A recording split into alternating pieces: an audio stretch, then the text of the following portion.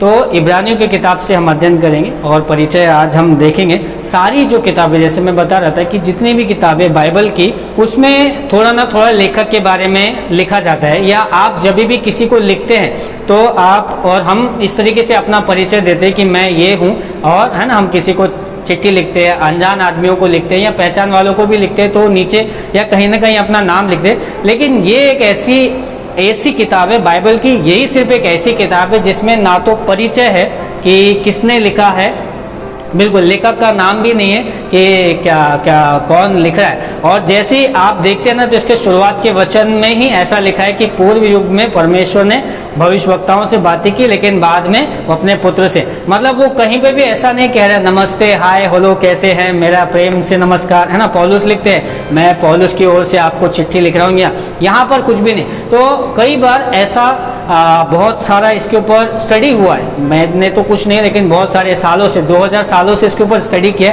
किसने लिखा है। तो हर एक का नाम जोड़ते बोला शायद इसने लिखा होगा, फिर आगे कुछ वचन आते बोला नहीं ये तो उस समय यहाँ था, फिर सोचते इसने लिखा होगा, फिर इसने लिखा होगा। तो लेखक के ऊपर में बहुत सारे सवाल है, लेकिन ये जो किताब है सीधा मकसद से शुरू होती है, सीधा मकसद से शुरू होती है। उसका पहला वचन ही कहता है कि पहले परमेश्वर ने अपने भविष्यवक्ताओं से, नबियों से, इनके द्वारा बातें की, लेकिन बाद के युग में उसने सीधा अपने बेटे को भेज दिया। तो ये किताब एक दिखाती है कि वो सीधा 1 2 3 4, हम लोग कभी भी किसी भी चीज़ का ना कहीं एक्सरसाइज करें या कुछ भी, तो उसको वार्म अप बोलते हैं, थोड़ा थोड़ा धीरे धीरे। या मैं अगर मैसेज लूँगा तो मैं सोचूंगा हाँ कोई जोक बोल दूँ, या हम हमेशा ऐसा सोचते हैं, हम आराधना लेते तो हम सोचते हैं कि हम कुछ ऐसी कहानी बताएं, कुछ ऐसा वचन पढ़े जिससे लोग तैयार हो जाए और फिर आराधना करें। या हम इसी तरीके से कुछ ना कुछ करने के लिए, कभी भी अगर आप यहाँ नीचे बैठे और आप सोच रहे हैं कि गवाही देना है, तो हम सोचते हैं पहले मैं शब्द क्या बोलूँगा, बराबर ऐसा सोचते हैं। पता नहीं आपको कैसा है, लेकिन मैं बहुत सोचता हूँ मैं क्या बोलने वाला हूँ, मैं कैसे शुरू करूँगा, मैं कैसे वो करूँगा।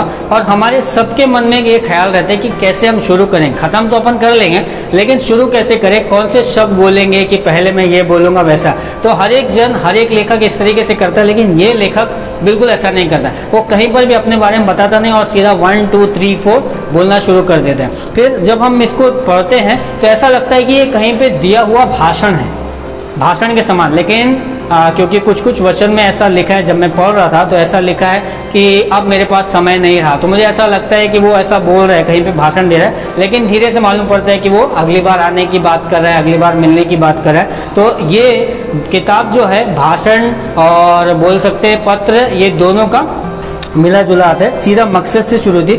इस किताब के जो मकसद है वो यीशु सबसे श्रेष्ठ है। इसमें और भी 3-4 मकसद है, आपको अगर आप वो भूमिका पढ़ेंगे तो वहाँ पर 3 मकसद दिए गए, मेरे को 2 उसमें से ठीक लगे जिनके बारे में मैं बात कर दूँ। तो यीशु श्रेष्ठ है, और जितने भविष्यवक्ता और जितने भी नबी लोग आए, जितने भी लोग आए, उनमें यीशु क्या करते हैं, यीशु सबसे श्रेष्ठ है ना। इसका असली लेखक कौन है नहीं पता है, लेकिन जो लेखक है वो बहुत ज्ञानी व्यक्ति है, बहुत ही अच्छे तरीके से वो यहूदीवाद को जानता है, यहूदीवाद या यहूदी धर्म या यहूदी संस्कृति को जानता है। आपको पता है यहूदी संस्कृति क्या है?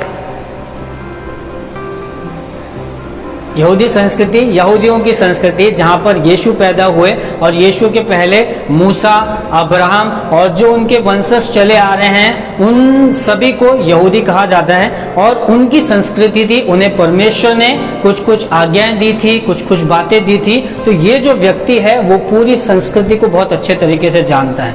कई बार मैं आज ये सवाल रखना चाहता हूँ, आप और मैं अलग संस्कृति से आए, मैं एक ऐसी संस्कृति से आया हूँ, मैं नाम नहीं लूँगा, लेकिन मैं एक संस्कृति से आया हूँ। मैं आज आपको बताना चाहता हूँ मुझे वो संस्कृति नहीं पता है, मतलब ना ही मैंने उन ग्रंथों को पढ़ा है, सिर्फ सुना है, थोड़ा बहुत यहाँ वहाँ किसी से सुना है, लेकिन वो बोल सकते हैं ना वो संस्कृति मुझे अच्छे से नहीं पता है। आप में से लोगों आपको पता होगी उस संस्कृति, आप जिस भी संस्कृति से आए, परंपरा से, आपको पता है पूरी गहरी से। बहुत कम लोग होते हैं जिनको एक एक चीज़ 1 2 3 4 की हाँ ये है, ये है, ये है, ये ऐसा है, ये ऐसा है, ये करने से ये होता है, ये करने से ये होता है, ये हम में से बहुत सारे लोग, हम इसलिए तो हम बोल सकते हैं ना कि हम भटक जाते हैं, हमको समझ में नहीं आता है। क्यों? क्योंकि हमको संस्कृतियों के बारे में पता नहीं। तो यहाँ पर जो व्यक्ति है वो उस संस्कृति को, यहूदी संस्कृति को, यहूदी परंपरा को, यहूदी विश्वास को, परमेश्वर को बहुत अच्छे तरीके से जानता है। जब वो लिख रहा है तो आगे जब हम 13 अध्याय एक एक करके पढ़ेंगे ना, तो जब हम पढ़ते हैं, देखते हैं, तो उसमें बहुत सारी कट टू कट 1 2 3 4 वो बहुत अच्छे तरीके से जानता है और बहुत अच्छे तरीके से लोगों को वो करता है। फिर दूसरी चीज जो यहाँ पर देखते हैं कि वो बहुत दूर है, दूर रह के क्या कर रहे हैं, वो लिख रहा है और यूनानी भाषा में उसने लिखा है। कौन सी भाषा में? उस समय यूनानी भाषा बहुत ज्यादा सब तरफ है। यीशु मसीह यूनानी भाषा बोला करते थे, हिब्रू होने के बावजूद यूनानी भाषा। क्यों? क्योंकि वहां पर ग्रीक राज्य आ चुका था और ये कारण से वहां के सारे लोगों वो है। जैसे अगर हम बोल सकते हैं कि आज से 200 साल पहले अंग्रेज हमारे देश में आए, है ना, और आज ऐसा है कि अंग्रेजों से ज्यादा हमारे देश में अंग्रेजी बोला करते हैं। क्यों? क्योंकि मतलब उन्होंने ये कर दिया। तो वैसे उस समय वहां पर ये यूनानी भाषा आई और यूनानी, हिब्रू थे वो लोग, इब्रानी भाषा बोला करते थे, लेकिन ग्रीक वहां पर आ गए, यूनान के लोग वहां पर आ गए, है ना, और उसने सारा कब्जा कर लिया और वहां पर ये भाषा बहुत है। तो ये व्यक्ति हिब्रू है, इब्रानी है, यहूदी है, लेकिन वो कहीं और से लिख रहा है और इस भाषा को बहुत है। आज हम कई बाइबल कॉलेज में कहीं कहीं जाते हैं तो लोग क्या होता है, सिखाते हैं, तो ये सिखाने वाले कुछ और लैंग्वेज के हैं और फिर उसके बाद में वो सिखा रहे कुछ और लैंग्वेज में, तो उनको ट्रांसलेशन की जरूरत पड़ती है। इससे इसमें वो गलत नहीं है, इससे इसमें, लेकिन यहाँ पर एक व्यक्ति है जो ये भाषा को भी जानता है, ये भाषा को भी जानता है, ये भाषा को भी जानता है, और वो बराबर उस भाषा में लगने वाले अलंकार और जो कुछ भी है वो सारी संज्ञाओं को बहुत बेहतर तरीके से उसने क्या किया, प्रेजेंट किया। क्यों? क्योंकि उस संस्कृति को ये जानता है। दूसरा चीज, वो उसने पुराने नियम की जो तोरा 5 किताबें, तोरा जिसको बोलते हैं 5 किताबें, उसमें उत्पत्ति, निर्गमन और लय व्यवस्था और व्यवस्था, विवरण और गिनती, ये 5 किताबों को तोरा बोलते हैं। ये तोरा का बहुत अच्छे तरीके से अवलोकन किया है, बहुत गहरी तरीके से उसने पढ़ा है। आगे के अध्याय में हम देखेंगे कि वो पुराने नियम के सब नबियों के नाम लेता है, सब लोगों के नाम लेता है, और कि इसके कारण ये हुआ, इसके कारण ये हुआ, इसके कारण, मतलब कई बार हम देखते ना कि कुछ पत्र जो लिखे हैं वो पत्र लिखे पवित्र आत्मा के द्वारा लिखे गए और उन्होंने फटाफट लिख दिया, कुछ लोगों ने मतलब इस तरीके से लिखा है। यहाँ पर ये व्यक्ति वो पुराने नियम के सारे लोगों का जिक्र करता है। तो कहने का मतलब ये है कि उसको वो पुराने नियम का भी बहुत अच्छे से मालूमात थी। आज जरूरी है कलीसियाओं में, मैं जब ये इसकी तैयारी कर रहा था तो सीमा को मालूम है, मेरे को अगर कुछ वचन बोलना है ना, तो कुछ कहानी हो या कुछ ऐसा कोई भी दृष्टांत हो, वो बहुत आसान पड़ता है। लेकिन जब ये अध्ययन की बातें आती है ना, तो मेरे हाथ पैर कांपते हैं, मेरे को बहुत डर लगता है। क्यों? क्योंकि अगर मैंने थोड़ा भी गलत बोला तो मैं दंड का तो ये होगा, लेकिन मैं गलत नहीं सिखाना चाहता, क्योंकि मैं आज अगर कुछ सिखा दूँ और आपके दिमाग में अगर वैसे ही रहे तो मैं मतलब पापी कहलाऊंगा। तो मेरे को बहुत डर लगता है, और जब ऐसी स्टडी की बात आती है तो मैं बहुत परेशान भी होता हूँ कि अरे बाप रे, ये वो सही में बोल पाऊंगा या नहीं बोल पाऊंगा, क्योंकि एक एक वचन से मुझे सिखाना है कि ये वचन का मतलब क्या है, इस बात का मतलब क्या है, वो क्यों ऐसा करे। तो ये हर एक चीज मैं पिछले पूरे कई दिनों से, ये मैंने पहले भी पढ़ा था, फिर सोचा था सीमा वो करेगी, लेकिन सीमा बोले कि मैं करूं, तो मैंने वापस से उन चीजों को वापस से पढ़ा, बहुत सारी अलग अलग, क्योंकि मेरे को डर लगता है। ये व्यक्ति इसने पढ़ा है और इसके दिमाग में, मैंने पढ़ा है, इब्रानी की किताब पढ़ा है, इसके ऊपर अध्ययन भी किया है, लेकिन क्योंकि इतने बिजी रहता हूँ यहाँ वहाँ, तो भूलते चले जाते हैं। हम में से बहुत सारे लोग हैं, हमने पढ़ा होगा, एक ना एक बार तो बाइबल पढ़ा होगा, कुछ ना कुछ तो वचन हमने पढ़े हो, लेकिन हम क्या होते हैं, भूलते चले जाते हैं। लेकिन ये व्यक्ति, इसने सर्वप्रथम स्थान परमेश्वर को दिया। इसी कारण से जब ये लिख रहा है, 13 चैप्टर इसने लिखा है, मैं बार बार इसलिए नंबर बता रहा हूँ ताकि आपको याद हो जाएगा कि इब्रानी की किताब में 13 चैप्टर लिखा है। इसमें 13 चैप्टर में उसने कई भविष्यवक्ताओं के नाम लिया है, कई महान पुरुषों के नाम लिया जिनका नाम बाइबल में है। तो कहने का मतलब है कि इसने अपने अंदर में पुराने नियम को अपने अंदर में बसाया है, अपने अंदर में बसा लिया है, उसने पढ़ा है और वो कर रहा है। आज परमेश्वर आपसे और मुझसे यही चाहता है कि हम परमेश्वर के वचनों को सिर्फ सुनने वाले ना बने, पर उसको अपने अंदर बसाने वाले बने। हर चीज़ जो यहाँ पर सिखाई जाती है, हर चीज़, है ना, कई बार ऐसा होता है कि जिस समय में बाइबल में लाइक पौलुस है ना, पौलुस जब जेल में थे तो उनके साथ एक दो लोग रहे होंगे, शायद एक जगह ऐसी कोठरी में डाला गया जहाँ कोई भी नहीं रहा, तो वहाँ पर ये परमेश्वर के वचन, थोड़ी उनको बाइबल दिया होगा, बोला ये लो तुम जेल में आराम से बाइबल पढ़ना, ऐसा दिया होगा? नहीं दिया होगा। उनको मारा, है ना, लिखा है कि बेतों से मारा गया, कि काट ठोक दिया, और ऐसे इस तरीके के हालात में, तो वो कैसे परमेश्वर की आत्मा से भर के ये पत्र कैसे लिख रहे होंगे? क्यों? क्योंकि उन्होंने पुराने नियम को अपने दिलो दिमाग में बसाया।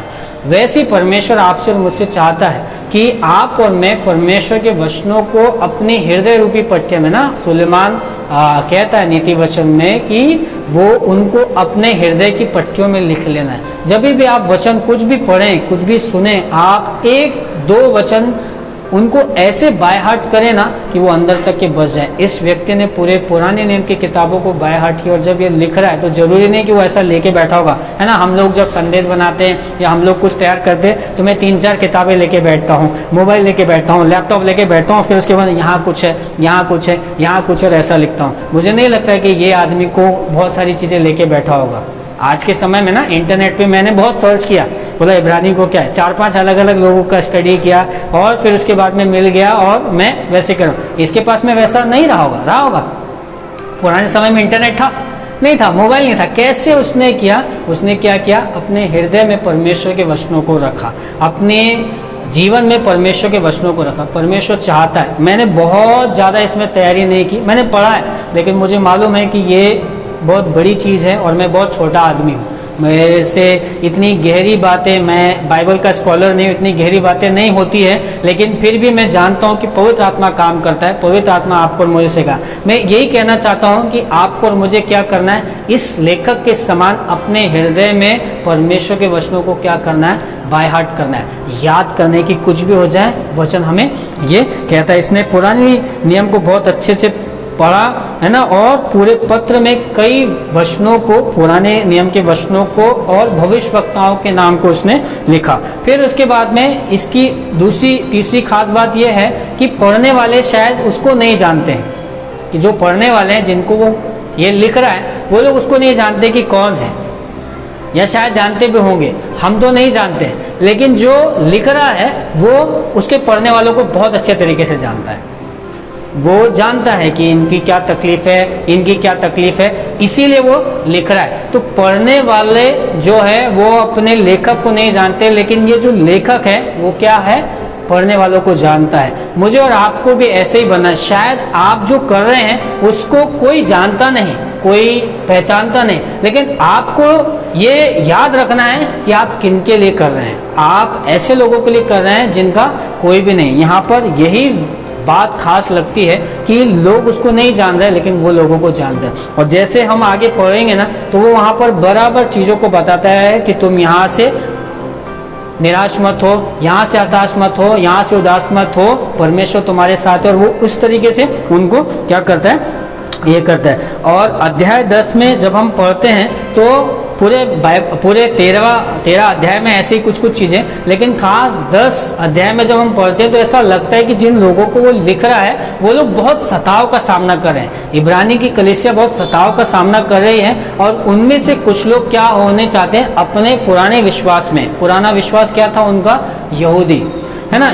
आपको ये समझना बहुत ज़रूरी है कि पहले मूसा, यीशु मसीह के आने के पहले सारे यहूदी लोग, इब्रानी लोग जो है, मूसा की जो आज्ञाएं थी, है ना, 10 आज्ञाएं और बहुत सारी परमेश्वर ने जो दिया था, उन आज्ञाओं को, उन बातों को फॉलो किया करते थे। जैसे तू चोरी मत करना, तू व्यभिचार मत करना, तू झूठ मत बोलना, है ना, तू किसी का छीन झपट मत करना। ये 10 आज्ञाएं तो है ही है। माता पिता का आदर करना, बड़ों का आदर करना, एक दूसरे से अपने समान प्रेम करना, ये सारी चीजें मूसा ने दी। इसके अलावा बहुत सारी विधि बनाया था। बोला ऐसे तुम बलि चढ़ाया करो, ये पाप किया तो ये तुम क्या कर सकते, मेढ़े के ऊपर हाथ रखना, कबूतर के ऊपर हाथ रखना तो तुम्हारे पाप। ऐसे बहुत सारे विधि विधान जो है मूसा ने दिए, परमेश्वर ने मूसा को दिए। और ये सारे विधियों को यहूदी और इब्रानी लोग क्या करते थे, माना करते थे, और उसी के हिसाब से उनका जीवन चलता था। लेकिन जब यीशु आया तो यीशु ने क्या किया, क्योंकि यहाँ पर पर्दा था, पर्दे के बाहर याजक थे और याजक के बाहर आप और मैं जो इब्रानी है वो लोग थे। तो इब्रानी लोग अपने बलिदानों को, अपने पापों को अंगीकार करने के लिए, अपने जीवन का पश्चाताप करने के लिए यहाँ याजक के पास आया करते थे और याजक जो है परमेश्वर के भवन में उनके लिए दुआ करने के लिए और उनके पापों की क्षमा के लिए जाते थे। लेकिन जब यीशु आए तो उन्होंने क्या किया, ये जो याजक का और पर्दे का जो रोल है उसको हटा दिया। अब यीशु आने के बाद जो सादे लोग हैं वो सीधा परमेश्वर के पास में आ सकते थे। पहले परमेश्वर के पास आने के लिए 1 2 3 4 ऐसे स्टेप थी, लेकिन यीशु के आने के बाद यीशु ने क्रूस पर चढ़कर इस जो दूरी थी, इस दूरी को क्या कर दिया, खत्म कर दिया। तो इब्रानी का ये जो लेखक है वो इन्हीं बातों को बताता है कि तुमको बलिदान करने की बहुत जरूरत नहीं है, तुमको भविष्यवक्ताओं को ध्यान देने की जरूरत नहीं, तुमको उनकी बातों का नहीं, परंतु सबसे बढ़कर जो है वो यीशु है और वो ये सारी चीजें इन लोगों को बताता है और इन लोगों के वो करता है। तो अध्याय 10 में ऐसा है कि ये जो मसीह लोग हैं, अब क्या हो गया, इब्रानी लोग जब यीशु आ गया तो बहुत सारे लोगों ने वो चिन्ह चमत्कार देखे।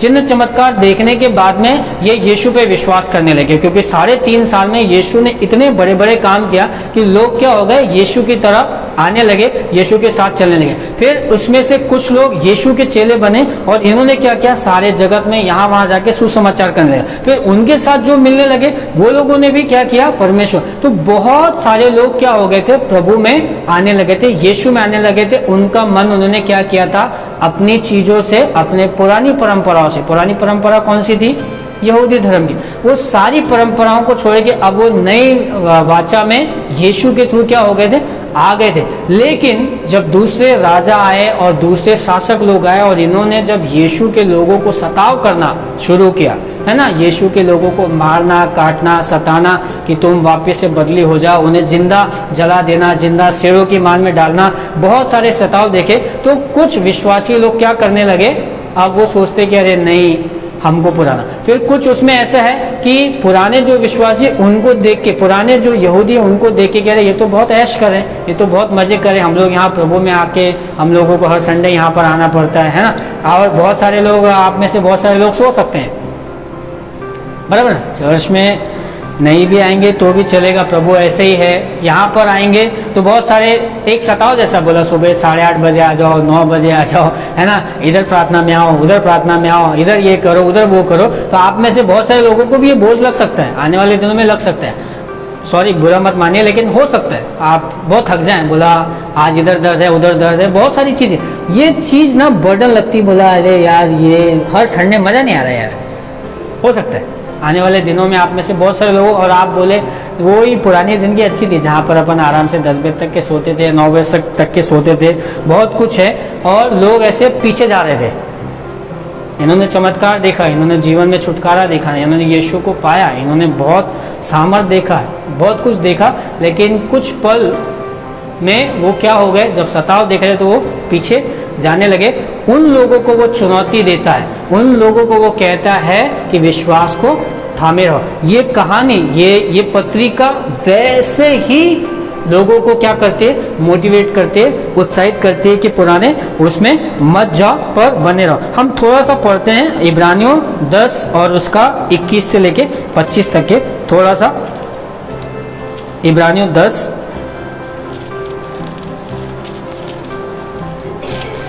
तो वो ऐसा कहता है कि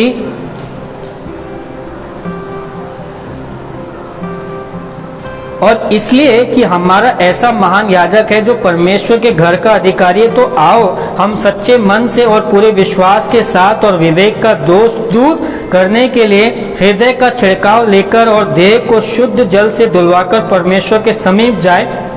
आओ हम अपनी आशा के अंगीकार को दृढ़ता से थामे रहे, क्योंकि जिसने प्रतिज्ञा की वह सच्चा है और प्रेम और भले कामों में उस्काने के लिए एक दूसरे की चिंता किया करे और एक दूसरे के साथ इकट्ठा होना ना छोड़े, जैसा कि कितनों की रीति पर है, पर एक दूसरे को समझाते रहें, ज्यों ज्यों उसके उस दिन को निकट आते देखे त्यों त्यों और भी किया करें। यहाँ पर वो एक दूसरे को ये कह रहा है कि उकसाते रहो, एक दूसरे को उत्साहित करते रहो, एक दूसरे को बुलाते रहो, एक दूसरे के साथ में बने रहो, रहो। क्यों? क्योंकि बहुत सारे लोग क्या हो रहे थे, पीछे जा रहे। बोला हमारा वो यहूदी धर्म ही अच्छा था, अपन कितना भी पाप करे एक मुर्गी ला के मार दो, बोला ये लो। लेकिन यीशु के आने के बाद थोड़ा ये हो गया, बोला मुर्गी मारने की जरूरत नहीं, तुमको जिंदा मुर्गी बनना है, जीवते अपने आप को चढ़ाना है ना। रोमियो में पौलुस कहता है कि तुम्हें अपने शरीर को जीवता बलिदान और परमेश्वर को भावता हुआ बलिदान। पहले कैसा था कि कितना भी बोला थोड़ा ज़्यादा बड़ा पाप है, एक काम करे, एक बकरा काट देते हैं, खत्म। आज भी होता है ना ऐसे पुराने, हमारे गांव में ऐसा होता है ना, कभी कभी अलग अलग त्यौहार होते थे, उसमें मुर्गे का रहेगा, तो फिर कुछ ऐसा हमारा कुटुंब का आ जाता है बड़ा, जहाँ पर बड़े पाप हो गए तो हमारा पूरा कुटुंब जाएगा, बकरे की बलि करेगा, कभी कभी 2 का भी करेगा, और इस तरीके से अलग अलग जगहों पे जाते हैं। ये आज भी, तो ये उस समय में भी था यहूदियों के उसमें, क्योंकि परमेश्वर ने वैसे नियम बनाया था कि भाई अगर तुमसे कुछ है तो तुम्हारी हैसियत कबूतर के है ना, पंडुकी बोलते हैं, पंडुकी देने के तो आप पंडुकी दे दिया करना, तो मेमना देना है तो मेमना दे देना, इस तरीके से नियम है। तो ये लोग जो विश्वासी है चर्च में आए, प्रार्थना में आए और सब सारी चीज़ों में आए, लेकिन उनको थोड़ा अभी लग रहा है, बोला अरे यार ये बहुत अब ज़्यादा ही हो रहा है, अपन चलो वही पुराने उसमें जाते हैं, वहाँ पर आज आसान है कि कुछ भी आप करो नहीं, मुर्गी दे दो, कबूतर दे दो, उसमें आसान है। यहाँ पर तो ये हर संडे है ना। अभी सोचो बहुत सारे लोग को हम चर्च बुला रहे, वो बोलेंगे नहीं तुम एक काम करो, तुम टाइट्स ले लो और ऑनलाइन में हमको दे देना, हम ऑनलाइन देख लेंगे क्या है, आपको उधर बुलाओ मत, बहुत मुश्किल होता है, हमारा बिजनेस भी है, हमारा ये सब सारी चीज़ें। तो वो धीरे धीरे जो है वो वहाँ चला जाता है, कहाँ चला जाता है, वापस पुराने उस विश्वास में चला जाता है, पुराने उस जगह पे चला जाता है, हम भूलते चले जाते हैं। ये लेखक कह रहा है, बोला पुरानी चीज़ों को भूलो मत, यीशु को मत भूलो। क्यों? क्योंकि यीशु ने तुम्हारे लिए क्या किया, बलिदान दिया। अगर यीशु तुम्हारे लिए इतना कर सकता है तो तुम क्यों नहीं कर सकते? क्यों? क्योंकि लोगों के दिमाग में बोला मूसा की विधि ठीक थी, वो बहुत अच्छा था, और ये भविष्यवक्ता ने ऐसा सिखाया था, ये इसने ऐसा सिखाया था, ये सारी चीज़ें हमारे दिमाग में आती। आप और मैं ना, हम दिखते बहुत सादे, लेकिन हमारे दिमाग में बहुत सारी चीज़ें चलती रहती। बोला अच्छा देखो तुम ऐसा सिखा रहे हो, लेकिन आपको पता है यहाँ पर भी ऐसा लिखा है, यहाँ पर भी ऐसा लिखा है, यहाँ पर ऐसे उस कलीसिया में वहाँ के लोगों के पास में ये सारी चीज़ें, तो ये लेखक उनको वो पूरी चीज़ें बता देता है। मैंने बताया कि ये लेखक को लोग नहीं जान रहे, लेकिन ये लेखक लोगों को जानता है, ये व्यक्ति लोगों को जानता है। क्यों? क्योंकि इसने परमेश्वर को गहराई से जाना है और इसी कारण से ये कर रहा है। आज हमारे देश में ऐसे सताव हो रहे हैं बहुत सारी जगह पे, जैसे भाई ने बताया कि कलीसियाओं को क्या कर रहे हैं, बंद किया जा रहा है, सताव हो रहा है। बोला यहाँ पर तुम आराधना नहीं कर सकते, सताव हो रहा है। कुछ लोगों को, पास्टरों को मारे, कोई यहाँ से भाग रहा है, कोई वहाँ से भाग रहा है। आप और मैं क्या यीशु को थामे रहेंगे? सोच लीजिए, कल को यहाँ पर कोई लोग आ गए और बोला तुम क्यों यहाँ पर आराधना करे, तुम्हारा नाम तो ये है, तुम तो ये धर्म से आते हो, तुम तो ऐसे आते हो, तुम कैसे वो करें? क्या मैं बना रहूँगा? क्या आप बने रहेंगे? ऐसा अगर सताव आए तो क्या आप और मैं बने रहेंगे? यहाँ पर ये लेखक उस समय के लोगों को वो वही चेतावनी दे रहा है कि विश्वास को थामे रहो, मजबूत बने रहो, छोड़ने के बारे में मत सोचो। हमारा और आपका भी विश्वास डगमगाना नहीं चाहिए, चाहे कितना भी हो। फिर कई बार हम सोचते हैं कि अविश्वासी लोग जो है वो बहुत अच्छे से हैं, वो लोग कैसा भी तरीके से उनका जीवन जी रहे हैं, उनका सब अच्छा चल रहा है, और हम देखो इतना प्रार्थना में जा रहे हैं, इतना आराधना में जा रहे हैं, इतना सब है ना, हम सब सारी चीज़ें को, हमारा जीवन कुछ सुधर नहीं रहा है। और ये रीज़न से भी हम सोचते बोला चलो यार वही ज़िंदगी अच्छी है, क्या करेंगे, एक ठीक है, कभी अगर किसी का फ़ोन है तो हम दूर से नमस्ते कर लेंगे, बोला प्रभु हाँ। अभी जैसे कोई अगर कलीसिया नहीं है और मैं उनको फ़ोन करूँ तो मेरे को 4 वचन सुनाएंगे, बोला आपको पता है ऐसा पहले होता था, हमको 4 वचन सुनाएंगे, बोला आपको मालूम है प्रभु ने ऐसा कहा है। मैं बोला हाँ ठीक है अच्छी बात है। ऐसा हो सकता है, आपको बहुत सारे वचन भी ये है और आप फिर भी कलीसिया को क्या कह रहे हैं, बोला नहीं वो ठीक है। तो हमारे मन के विश्वासों को क्या करना है, अपने को मजबूत बनाना है, और ये लेखक का ये उद्देश्य है। अब इस पुस्तक के 2 मुख्य उद्देश्य है। तो पहला जो उद्देश्य है वो है कि यीशु सबसे श्रेष्ठ है, यीशु मसीह सबसे श्रेष्ठ है। जितने भविष्यवक्ता थे, जितने नबी थे, जितने स्वर्गदूत थे, जितने भी जो भी रहे, उनमें सबसे श्रेष्ठ यीशु है। और जब हम इस पुस्तक की गहराई से अध्ययन करते हैं तो देखिए यहाँ पर पहला और दूसरा अध्याय में वो स्वर्गदूत और तोरा से श्रेष्ठ बताता है। स्वर्गदूत मतलब जो परमेश्वर के सामने उपासना करते हैं, उनसे श्रेष्ठ यीशु को बताता है। तोरा जो 5 किताबें मैंने बताया, 1 2 3 4 तोरा, उन 5 किताबों से भी श्रेष्ठ यीशु। उन 5 किताबों में परमेश्वर के नियम है, परमेश्वर ने कैसे दुनिया को बनाए और मूसा उनको लिख रहा है, परमेश्वर उसे बता रहे हैं और मूसा उनको लिख रहे हैं। और बहुत सारे उसमें नियम हैं, उसमें चोरी के विषय में नियम है, उसमें व्यभिचार के विषय में नियम है, उसमें झूठी साक्षी के विषय में नियम है, उसमें सारे नियम है। उन सारे नियमों से, उन सारी व्यवस्थाओं से और उन सारी बातों से यीशु बढ़कर है। तो यीशु सबसे श्रेष्ठ है। तो पहला वो स्वर्गदूतों से श्रेष्ठ है। कई बार ऐसा होता है, आजकल एक दो ऐसे YouTube के चैनल हैं जो स्वर्गदूतों के बारे में बता रहे हैं। मुझे नोटिफिकेशन आता, बोला स्वर्गदूत, स्वर्गदूत, ये स्वर्गदूत आपके साथ रहता है, ये स्वर्गदूत आपके, कई बार है ना प्रार्थनाओं में ऐसा स्वर्गदूतों का फोटो लगाता है। बोला आज की प्रार्थना सुनिए, ये स्वर्गदूत आपके साथ है। मैं आपको बताना चाहता हूँ, उसको मत सुनिए, परमेश्वर आपके साथ रहता है। ये विश्वास कीजिए कि परमेश्वर स्वर्गदूतों से बढ़कर है। क्यों? क्योंकि स्वर्गदूतों को किसने बनाया? परमेश्वर ने बनाया। और हम में से बहुत सारे लोग भरमा रहे हैं। बोला आज ये प्रार्थना कीजिए, ये वाला स्वर्गदूत आपके साथ रहेगा। फोटो के साथ है भाई।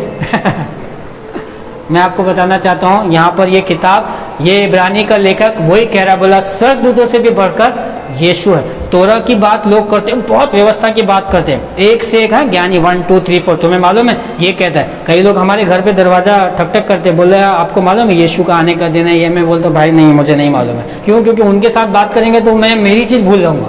वो इतना मतलब एकदम परफेक्ट है, पूरा स्टडी करके आते हैं कि कैसे लोगों को सताएं और किस तरीके से वो करें, एक से एक बड़े। मैं आपको बताना चाहता हूँ कि वो जो 5 किताबें हैं या वो जो राइटर है या वो जो कुछ भी लिखा है, उन सबसे बढ़कर यीशु है, ये लेखक कहता है। दूसरा, मूसा और वादे के देश से भी बढ़कर श्रेष्ठ यीशु है। मूसा से और वायदे का देश है ना, कई बार हम लोग बहुत सारी चीज़ें हमने सुना है कि परमेश्वर जो है 40 वर्षों तक के इन इब्रानी और यहूदी लोगों को लेके चला और वादे के देश में, वाचा का देश है ना, आपने सुना होगा, वाचा का देश, वादे का देश, और वहाँ पर लेके। और आप में से, हम में से बहुत सारे लोगों ने ये संदेश भी सुना होगा कि परमेश्वर हमें वाचा के देश में लेके जा रहा है। वाचा के देश है ना, वाचा का देश मतलब जहाँ सब अच्छा होगा, दूध और मधु की ये होगी।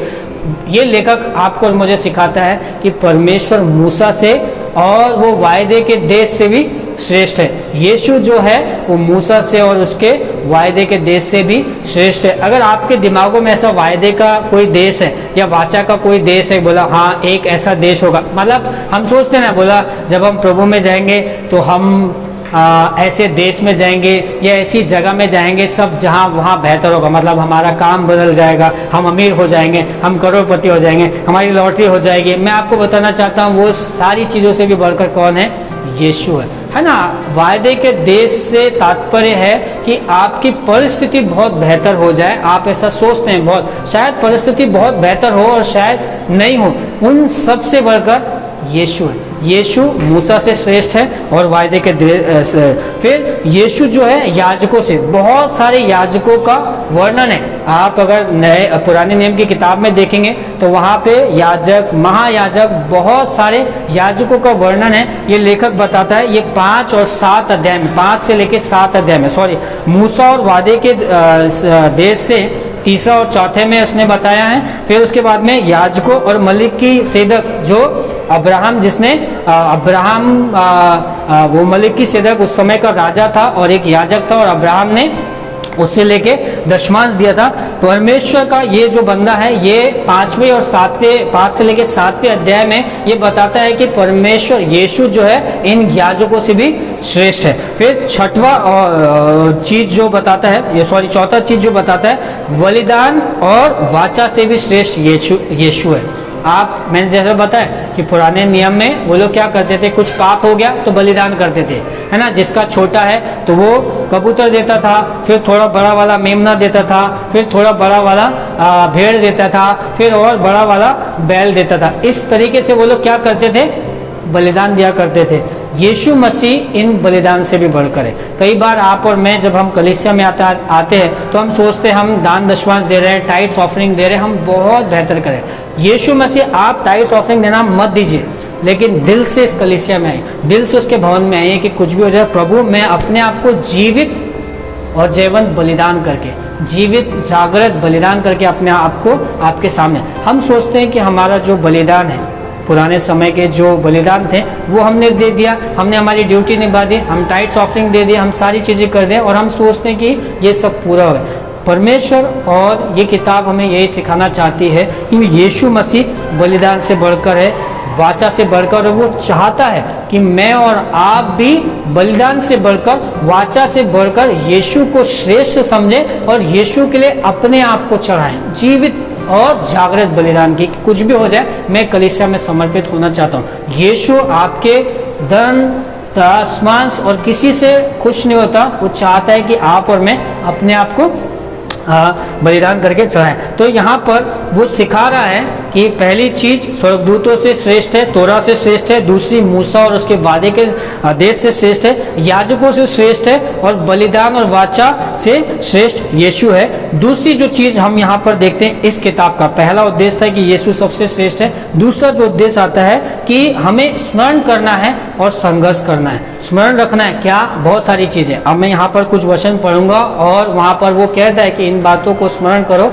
और लगातार संघर्ष में बने रहो। सताओ तो आपको बहुत होंगे, बहुत सारे सताओ। अभी इन्होंने बताया ये बीमार भी पड़े है ना, बहुत सारे हमारे लोगों के जीवन में तकलीफें आती है, हम बहुत सारे संघर्ष, लेकिन वचन हमें सिखाता है कि संघर्ष करते रहो और बने रहो। ये दूसरा इसका मकसद है। इसने इसीलिए इब्रानी की कलीसियाओं को, इब्रानी लोगों को ये बातें लिख रहा है कि यीशु श्रेष्ठ है। और दूसरी चीज आती है कि संघर्ष करो और स्मरण करो, याद रखो कि यीशु ने कैसे हुआ। अब कुछ चीजें वो स्मरण करने के लिए बोलते हैं। हम इब्रानियों की किताब उसका 10वां अध्याय और वचन 32 से 36 तक के पढ़ते हैं।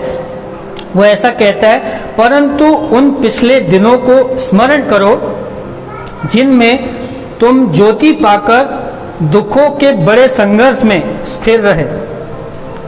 कभी कभी तो यूं कि तुम निंदा और क्लेश सहते हुए तमाशा बने, और कभी कभी कि तुम उनके साजी हुए जिनकी दुर्दशा की जाती थी, क्योंकि तुम कैदियों के दुख में भी दुखी हुए और अपनी संपत्ति भी आनंद से लुटने दी, यह जानकर कि तुम्हारे पास एक और भी उत्तम और सर्वदा ठहरने वाली संपत्ति है। इसलिए अपना हियाव ना छोड़ो, क्योंकि उनका बड़ा प्रतिफल बड़ा है। क्योंकि तुम धीरज धरना आवश्यक है, ताकि परमेश्वर की इच्छा को पूरी करके तुम प्रतिज्ञा का फल पाओ। यहाँ पर वो कह रहा है स्मरण करो और संघर्ष करते रहो। यहाँ पर वो कुछ बातें स्मरण कराता है, किनको? विश्वासी लोगों को, इन लोगों को जिन्होंने यीशु के ऊपर अपना विश्वास किया। पहले एक यहूदी उसमें थे, उस संस्कृति के बाद जब यीशु आए तो यीशु के उस पे आ गए।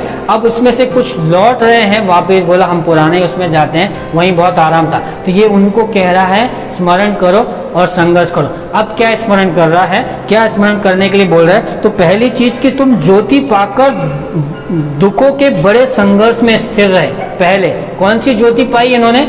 यीशु के रूप में उन्होंने ज्योति पाई। यीशु ज्योति है ना। यीशु ने अपने वचनों में कहा है कि जगत की ज्योति मैं हूं, और जो कोई मेरे पास आएगा वो फिर कभी अंधेरे में नहीं रहेगा। तो तुम ज्योति पाकर दुखों के बड़े संघर्ष में स्थिर रहे। उन्होंने जैसी ज्योति पाया, और यीशु जब क्रूस पर मारे गए और जब यहाँ पर पेंतिकोस्त को दिन आया तो बहुत लोग जुड़ गए, 3000 लोग एक साथ में आ गए, और ये 3000 से और पूरे जगह दुनिया में फैल गए। और रात और दिन, प्रेरितों की किताब बताती कि रात और दिन प्रभु के लोग क्या हो रहे थे, एक दूसरे से मिल रहे थे, और उनकी संख्या बढ़ती जा रही बहुत सारे बढ़। फिर जब ये हुआ तो पौलुस जैसे लोग आए जिन्होंने क्या किया, सताव करना शुरू किया, मारना शुरू किया, लोगों को बांधना शुरू किया, बहुत सारी चीजें। तो ये व्यक्ति वो सब चीजों को उन्हें याद दिलाया, बोला तुम ज्योति पाकर बड़े संघर्ष में और बड़े सताव में क्या हुए, स्थिर रहे। उनको याद रखो कि हम में से बहुत सारे, जब हम प्रभु में नए नए आते हैं तो हम बहुत सारी तकलीफों से गुजरते हैं, और तभी भी हम क्या होते हैं, स्थिर रहते हैं। और उन्हीं चीजों को क्या करना है, आपको और मुझे याद करना है। फिर दूसरा, तुम निंदा और क्लेश सहते हुए तमाशा बने। तो निंदा और क्लेश सहते हुए तमाशा बने। एक व्यक्ति है बाइबल में, उसका नाम स्टीफनुस है। वो प्रेरितों की किताब उसका 8वें अध्याय में, तो ये परमेश्वर का वचन सुनाया करता था, और वचन सुनाते सुनाते लोगों ने इसको पकड़ लिया और पत्थर वहा करके इसको मार डाला। और जब इसको मार रहे थे ना पत्थरों से, तो इसके मुंह से सही शब्द निकले, बोला प्रभु इन्हें माफ कर। लोग पत्थर मार रहे हैं, ये इन लोगों के लिए क्या कर रहा है, माफी मांग रहा है। यहाँ पर वो कह रहा है कि तुम निंदा और क्लेश में सहते हुए तमाशा बने। स्टीफनस का तमाशा बना, लोगों ने घेर लिया, पत्थर मारा, सब कुछ, सारी चीजें उसे क्या कर दी, नष्ट कर दी, उसको मार डाला गया। ये लेखक वो बातों को स्मरण दिलाता है, बोला तुम तमाशा बने, तुम स्थिर रहे, क्लेश में निंदा सही, लोगों ने थूका गया, लोगों ने मारा गया। पौलुस भी बहुत सारी निंदा का है ना, उसको बेत लगाई गई, उसको बहुत सारी चीजें की। तो ये लेखक याद दिलाता है, बोला तुम स्थिर रहो। ये फिर तीसरी चीज कि तुम साजे हुए जिनकी दुर्दशा की जाती थी। लोगों की दुर्दशा मतलब यीशु के कारण सताया जाता था, तो ये उनके साथ में लोग आपस में एक दूसरे को, सोच लीजिए हमारे कलीसिया में अगर किसी को सताया जाए तो हम क्या करते हैं, उनके सहभागी। तो यहाँ पर भी ये कलीसिया के लोग एक दूसरे को, कोई अगर सता रहा है तो ये लोग उनके साथ में क्या हो जाते थे, सहभागी हो जाते थे। ये उनको याद दिला रहा है। फिर तुम कैदियों के दुख में भी दुखी हुए। कुछ लोगों को क्या किया गया, जो यीशु पे विश्वास करते थे उनको क्या किया, पकड़ के बंदी गृह में डाला गया। तो लोग, विश्वासी लोग एक जगह में खड़ा है ना, पतरस को एक बार जेल में डाल दिया गया। जेल में डाल दिया गया तो विश्वासी लोग अपने घर में बैठ के उसके लिए प्रार्थना कर रहे थे और परमेश्वर ने वहां काम किया। और जो है वो पतरस जेल से बाहर निकल के आ गया, प्रभु के दूत ने उसको बाहर निकाला, बाहर तक के आ गया, इनके घर पे आया, ठोक रहा है। तो उसमें से कुछ लोग निकले और देखा, बोला पतरस बाहर है, तो भी वो उनको समझ में नहीं आया, बोला अरे पतरस, वो अंदर वैसे वैसे। ऐसी घटना भी है कि कैदियों के जेल में जाने में भी तुम क्या हो गए, सहभागी और एक दूसरे के लिए प्रार्थना। याद करो वो दिन, आप और मैं, हम में से किसी के ऊपर सताव आया, किसी के ऊपर कुछ आया तो हम क्या हो जाते हैं, एक हो जाते हैं और एक दूसरे के साथ में ये करते हैं। फिर उसके बाद में अपनी संपत्ति आनंद से लुटने दी, है ना। आज जब सीमा और स्वप्निल बोल रहे थे ना आनंद की बात, तो मैंने ये पढ़ा है और पहले भी ये किया है, तो मैं को ये सब चीजें याद आ रही थी। बोला अपनी, कौन यार अपनी संपत्ति आनंद से लुटने देता है, ऐसा लिखा है, देखो लिखा है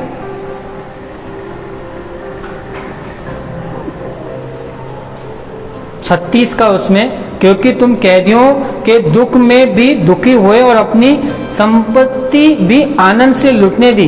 कौन लुटने देता है, इन लोगों ने लुटने दिया। क्यों, क्योंकि इनका जो कुछ भी होता था ये लोग क्या करते थे, बेचते थे, लेके आते थे, प्रेरितों के साथ में रखते थे और प्रेरित लोग जिसकी जो जरूरत है उसके हिसाब से उनको क्या करते थे, ये कर देते थे। तो इन्होंने अपनी संपत्ति भी आनंद से क्या करने दी, लुटने दी। ये लेखक उन्हें याद दिला रहे, बोला तुम तो कैदियों के दुख में दुखी हुए, तुमने ये सारी चीजें किया, ये सब किया, तुम अपनी संपत्ति को आनंद से क्या करते थे, लुटने देते थे। यह जानकर कि तुम्हारे पास में बड़ा प्रतिफल है। ये जो संपत्ति, जो कुछ भी आपका मेरा इस जहां पे, इससे कई गुना बढ़कर फल जो है परमेश्वर के पास में, इससे कई गुना बढ़कर परमेश्वर। और ये सर्वदा ठहरने वाली संपत्ति, हमारा उद्धार या हमारा विश्वास सर्वदा ठहरने वाली संपत्ति है ना। आपकी सेहत, हम बहुत स्ट्रांग होते हैं। जब मैं जवान था, अभी भी मैं जवान हूँ, लेकिन मैं को कोई हरा नहीं सकता था, ऐसा रेस लगाता था। लेकिन आज मैं रेस मेरे बच्चे से हार सकता हूँ। धीरे धीरे हमारी जो एनर्जी है, जिस पे हमें बहुत ये रहता है, आप सब अब जैसे जैसे एक उम्र के पड़ाव में जा रहे हैं तो आपको मालूम है कि हम ढलते हुए चले जा रहे हैं। अब हम वो नहीं करेंगे। कई लोग बहुत अमीर हुआ करते थे, अब वो धीरे से क्या हो गए, गरीब हो गए, फकीर हो गए। फिर कई लोग मतलब बहुत कुछ हुआ करते थे, लेकिन धीरे धीरे क्या होते चले जाते हैं, धीरे धीरे कम होते चले जाते हैं। तो हमारी जो है, बोल सकते हैं ना कि हमारे पास में जो कुछ भी है, क्या मेरी संपत्ति, मेरी सेहत, मेरी हेल्थ, वो धीरे धीरे ठंडी पड़ते चली जाती है, कम होते चली जाती है, हम बुजुर्ग होते जाते हैं, हमारी उम्र होते चले जाती है। लेकिन जो हमारा यीशु पे विश्वास है वो सबसे उत्तम है, वो कभी ठहरने का नहीं। वो मतलब बोल सकते हैं ना, जितना आप उसके करीब आएंगे। मैं एक दिन यूट्यूब पे देख रहा था, एक 90 साल के बुजुर्ग है ना, वो इतना जबरदस्त वो ये बजा रहे थे तबला, क्या बोलते हैं इसको, डफ बजा के और स्तुति करते हुए, मतलब इतना दिल खुश हो गया। बोला अरे वाह यार, एक 90 इयर्स का व्यक्ति इतना जबरदस्त है, इतना स्ट्रांग है अच्छे तरीके से। तो जब हम प्रभु में ये करते हैं तो हम दिन प्रतिदिन क्या होते चले जाते हैं, मजबूत होते चले जाते हैं। शरीर हमारा कमजोर होगा लेकिन आत्मा जो है ना वो बहुत मजबूत। ये लेखक आज के समय में और उस समय में आपको और मुझे यही याद दिला रहा है कि तुम वो सारी बातें याद करो कि तुम जो है कैदियों के दुख में भागी हुए, तुमने अपनी संपत्ति लुटने दिया, तुमने सारी चीजें किया। अब अपने, इसलिए आगे लिखता है, इसलिए हियाव ना छोड़ो उसका प्रतिफल बड़ा है। हिम्मत बिल्कुल भी मत छोड़ना, क्योंकि उसका प्रतिफल क्या होगा, बड़ा होगा। आज शायद बहुत सारी चीज़ें या बहुत कुछ बेहतर ना दिख रहा हो, या बहुत सारे चमत्कार ना दिख रहा हो, या बहुत मतलब बोल सकते हैं ना कुछ सामर्थ्य नहीं दिख रहा हो, लेकिन हिम्मत नहीं छोड़ना। हियाव का फल प्रतिफल जो है वो बहुत बड़ा है। आपको और मुझे वो हियाव को पकड़े रहना है कि कुछ भी हो जाए प्रभु, जो कुछ भी मैं करूं। कई बार ना मुझे बहुत निराशा होती है, मैं जितना खुश रहता हूं उतना निराश भी होता हूं। क्यों? क्योंकि मेरे दिमाग में ऐसा चीज़ होता है, अरे यार इतनी मेहनत कर रहे हैं प्रभु, ये हो नहीं रहा, कलीसिया हमारी बढ़ नहीं रही, लोग बढ़ नहीं रहे, और बहुत सारी चीज़ों में निराश। लेकिन आज का वचन परमेश्वर मुझे भी कह रहा है, बोला हिम्मत मत हार, हियाव मत छोड़ना। आज जब मैं आराधना कर रहा था तो मुझे बहुत सारी चीज़ें ध्यान में बोला, हाँ यार ये भी खत्म हो जाएगा, ये भी खत्म हो जाएगा, ये भी खत्म हो जाएगा, सब सारी मतलब सब कुछ ऐसा लग रहा है कि सब ये। लेकिन परमेश्वर मुझे कह रहा है, बोला अरे तेरा सबसे बड़ा प्रतिफल तो मैं हूँ, मैं तेरे साथ सदा बना रहूँगा। मतलब बहुत सारे लोग आएंगे जाएंगे, रहेंगे नहीं रहेंगे, लेकिन तेरा सबसे बड़ा प्रतिफल, तेरा सबसे बड़ा साथी, आपका हर एक का इंडिविजुअल, पति पत्नी का नहीं बोल रहा हूँ, आपका अकेले का, बेटे माँ का, बेटी माँ का नहीं कह रहा हूँ, लेकिन आपका खुद का एक साथी है, वो है यीशु, जो हमेशा बना रहेगा, हमेशा बना रहेगा। और वो उसके साथ में जब मैं और आप संगति करेंगे तो हम बढ़ते चले जाएंगे। आपकी उम्र 90 होगी, 100 होगी, 110 होगी, लेकिन आप जवान रहेंगे, आत्मा में मजबूत रहेंगे। ये लेखक इसके श्रोताओं को, इसके पढ़ने वालों को और आपको और मुझे यही कह रहा है कि हियाव नहीं छोड़ना, और क्योंकि उसका प्रतिफल बड़ा। फिर आगे कहता है, क्योंकि तुम्हें धीरज धरना आवश्यक है, ताकि परमेश्वर की इच्छा को पूरी करके तुम प्रतिज्ञा का फल पाओ। तो मुझे और आपको धीरज धरना भी बहुत जरूरी है। उस समय के लोगों को उसने यही